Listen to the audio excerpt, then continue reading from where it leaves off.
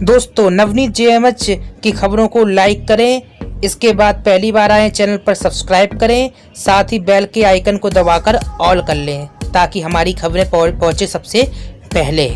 नमस्कार, स्वागत करता हूं नवनीत जेएमएच चैनल में। आंगनबाड़ी बहनों से जुड़ी तमाम बहुत खबरें जो हैं हमें देखने को मिल रही हैं। सभी खबरें आपको बताएंगे सिलसिलेवार। तो चैनल पर पहली बार आए सब्सक्राइब करके बेल को दबा लीजिए, साथ ही ऑल कर लीजिए। लाइक और शेयर करना मत भूलिएगा। शुरुआत करते हैं पहली बड़ी खबर से। दरअसल आपको बता दें, 2 आंगनबाड़ी कर्मियों पर प्राथमिकी दर्ज हुई है। क्या मामला है और कहाँ का मामला है, आपको बता दें बिहार के सासाराम से एक खबर हमें दिख रही है। और आपको बता दें आंगनबाड़ी सेविका बहाली में फर्जी शैक्षिक प्रमाण पत्र को लेकर विभाग के निर्देश पर पर्यवेक्षिका ने नगर थाना में 2 आंगनबाड़ी कर्मियों के खिलाफ जो है मामला दर्ज कराया है। प्राथमिकी में डेहरी ग्रामीण की पर्यवेक्षिका फूल कुमारी ने कहा है कि नाहवा डी पंचायत के वार्ड संख्या 14 आंगनबाड़ी केंद्र संख्या 59 की सेविका बिमला देवी ने विवेक सिन्हा के प्रमाण पत्र को स्कैन कराकर पेश किया था। जांच में खुलासा हो गया है और उक्त सेविका का चयन 23 मई को यानी 2018 को हुआ था।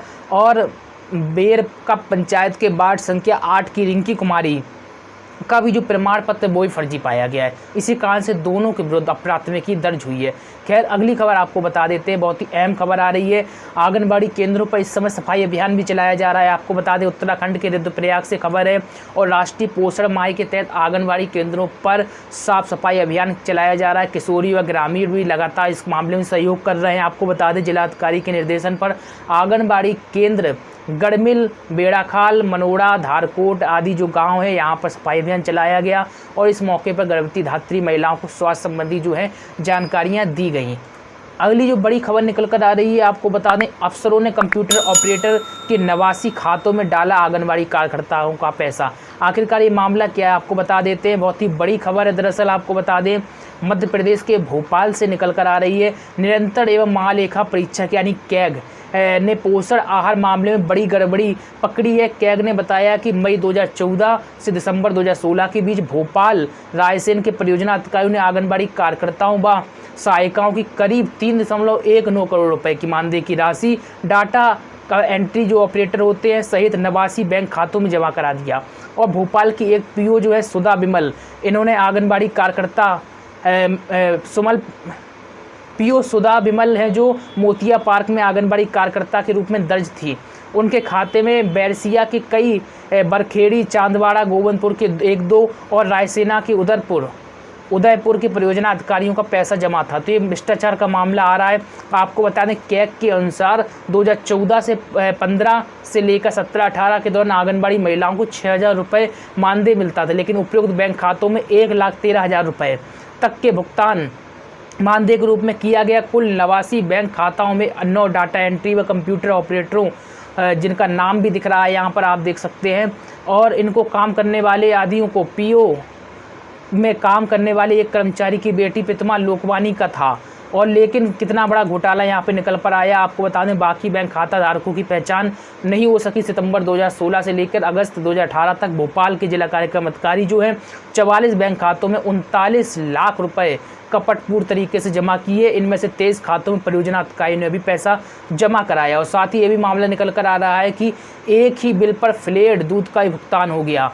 कितना बड़ा भ्रष्टाचार देखने को मिल रहा है और आंगनबाड़ी विभाग में लगातार भ्रष्टाचार देखने को मिल रहा है। अधिकारी अपनी आदतों से बाज नहीं है। ऐसे अधिकारियों को कम से कम जेल के पीछे तो भेजा ही जाना चाहिए, तभी आदतों से बाज आएंगे, नहीं तो ऐसे ही भ्रष्टाचार करते रहेंगे। खैर, आपको बता दें, कैग के अनुसार भोपाल और रायसेन की सैंपल जांच के अलावा बिदसा, मुरैना, अलीराजपुर और झाबुआ की जिला कार्यक्रम अधिकारी व परियोजना अधिकारियों के दस्तावेज की जाँच में पता चला कि मानदेय का 65,72,000 रुपया गलत तरीके से आहरण यानी कि निकाल लिया गया। और बाद में आंगनबाड़ी कार्यकर्ता और सहायिकाओं के नाम पर जिन खाते में यह पैसा जमा कराया गया वो फर्मों के नाम पर व कर्मचारियों के परिजनों के नाम पर थे।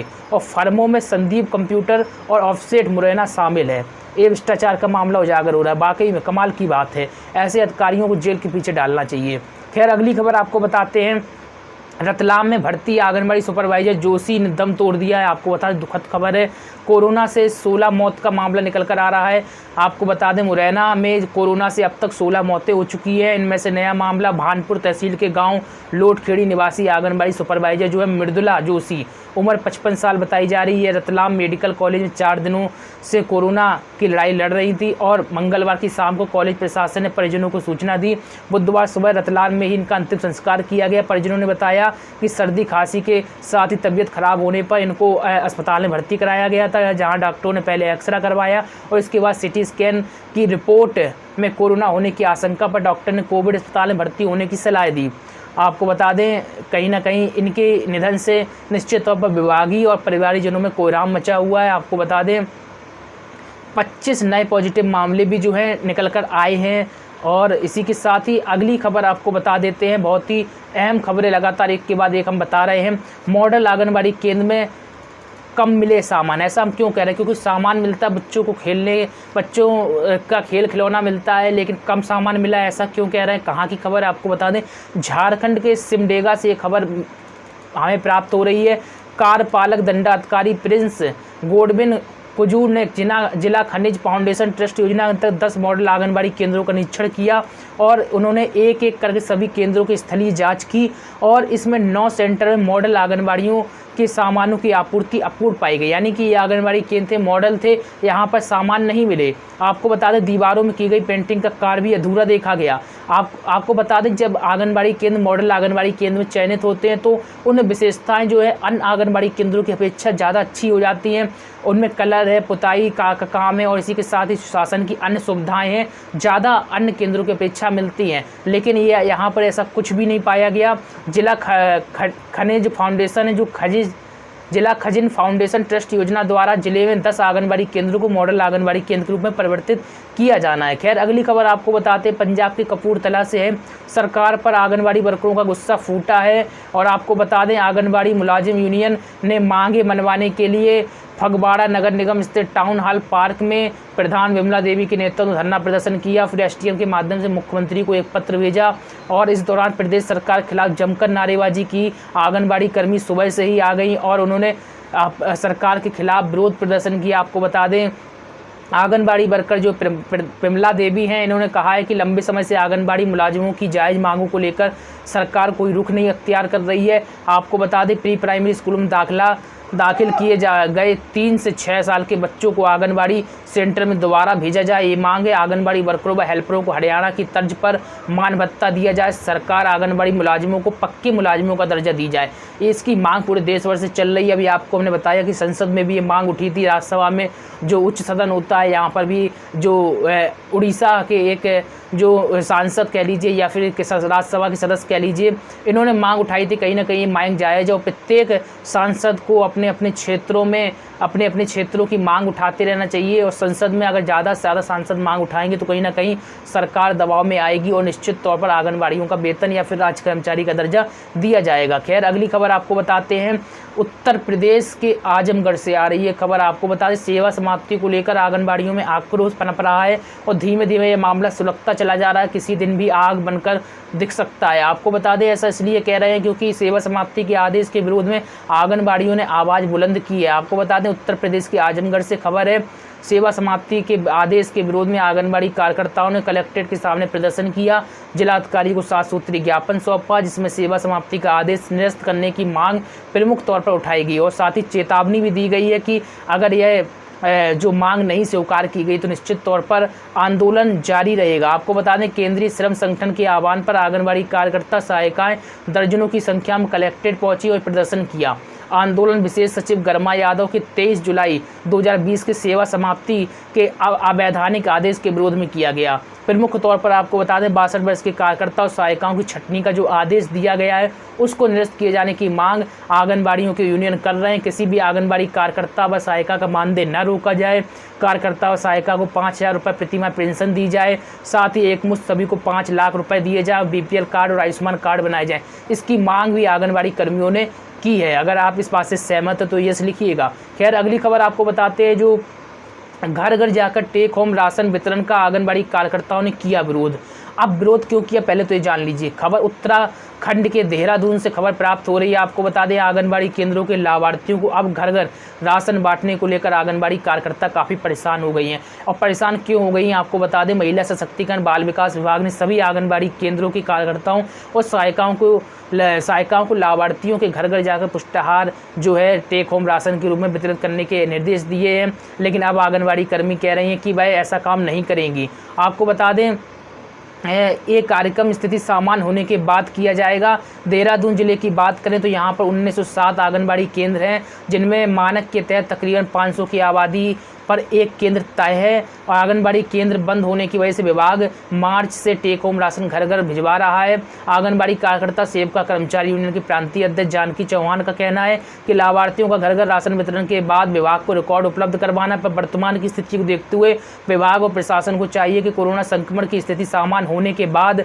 इसको वितरित किया जाए। निश्चित तौर पर आंगनबाड़ियों में भी संक्रमण बढ़ सकता है, कहीं वो भी पॉजिटिव ना हो जाए। अभी आपने भी देखा होगा कि रेल राज्य मंत्री जो है वो कोरोना पॉजिटिव आए, उनका निधन हो गया। अभी हमने आपको एक खबर बताई कि एक सुपरवाइजर का भी कोरोना पॉजिटिव होने के बाद निधन हो गया। निश्चित तौर पर कोरोना के मामले निश्चित तौर पर देश खुल गया है, लोग जाने लगे, पर कोरोना अभी भी ख़त्म नहीं हुआ। कोरोना से बड़े बड़े नेताओं, बड़े बड़े लोग, अधिकारी, प्रशासनिक जो हैं उनकी मौतें होती देखी जा रही हैं। निश्चित तौर पर आंगनबाड़ियों में इसको लेकर भी भय है। खैर अगली खबर आपको बताते हैं, मांगों को लेकर आंगनबाड़ी वर्करों का राज्य मंत्री के निवास पर 21वें दिन धरना जारी रहा। वाकई में कमाल की बात है, राज्य मंत्री के निवास पर धरना प्रदर्शन हो रहा है, वो भी 21 दिन हो गए, लेकिन मंत्री के कानों में कोई जू नहीं रेंग रहा है। आपको बता दें हरियाणा के कैथल से खबर है, anganwadi worker and helper union के बैनर तले राज्य मंत्री कमलेश ढांडा के आवास पर लगातार 21वें दिन से धरना प्रदर्शन हो रहा है, जिसकी अध्यक्षता जिला प्रधान कमला ने की और मंच का संचालन सुनीता ने किया। धरने को समर्थन देने के लिए जनसंघर्ष मंच हरियाणा के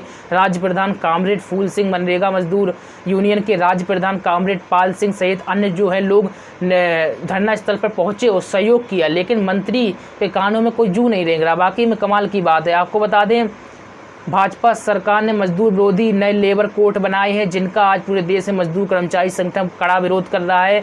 और इसी के साथ ही जो भारतीय जनता पार्टी की नीतियां उसको लेकर भी विरोध किया गया है। और सरकार द्वारा आंगनबाड़ी कर्मचारियों को ना तो स्मार्टफोन दिए गए, ना ही उसका खर्चा, ना ही कोई ट्रेनिंग, इसके बावजूद भी डाटा लिया जा रहा है। इसको लेकर भी आंगनबाड़ी कर्मियों ने विरोध किया है। आपको बता दें दूसरी तरफ जिन बच्चों को रिमोट लर्निंग की बात सरकार द्वारा कही जा रही है, उनके परिजनों के पास कोई भी स्मार्टफोन नहीं है, और ऐसी स्थिति में निदेशक द्वारा दिया गया आदेश कैसे पूरा होगा, ये बड़ा सवाल है। कहीं ना कहीं ये मजाकिया भी लग रहा है, ऐसा आंगनबाड़ी कर्मियों का कहना है। इसलिए इस फैसले को तुरंत वापस लिया जाए, इसकी भी मांग उठी है, और इस मौके पर कई आंगनबाड़ी कर्मी जो है मौजूद रहे।